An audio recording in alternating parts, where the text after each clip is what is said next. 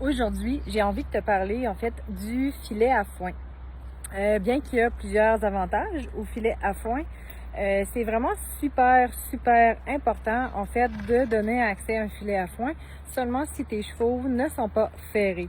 Le risque en fait c'est que ton filet s'il glisse de la balle ou si t'as pas une mangeoire, je te montre ici, fermée dans le bas et que ton cheval met le pied dans le filet pourrait se prendre dans le fer et là, ça va vraiment pas bien. Donc, règle numéro 1, pas de fer sur les pieds de ton cheval si tu nourris au filet. Ensuite, quels sont les avantages du filet? En fait, il y en a 3 principaux. Le premier, c'est la poussière.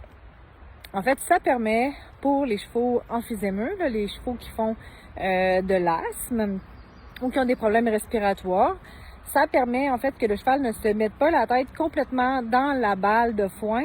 Donc, ça évite là, cette poussière-là, en fait, qui englobe là, tout le visage toute la tête du cheval.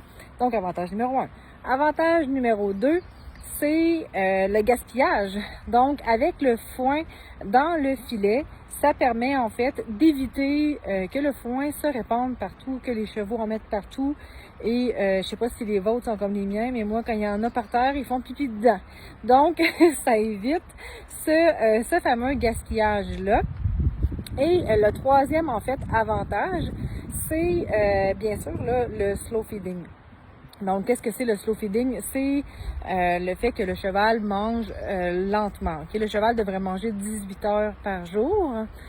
Donc, ça lui permet de manger de façon plus lente sa nourriture. Donc, ça permet, en fait, là, si tu as un cheval, par exemple, qui fait de l'embonpoint, ça va venir contrôler ça un petit peu.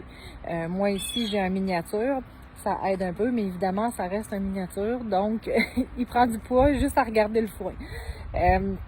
Donc voilà, donc ça réduit l'apport de foin, ça permet au cheval de ne pas mettre sa tête au complet dans le foin, donc pour les chevaux emphysémeux, c'est l'idéal, et en plus, ça te permet de ne pas avoir moins de gaspillage. Évidemment, on a la question, hein, est-ce que le filet à foin impacte au niveau de la dentition du cheval?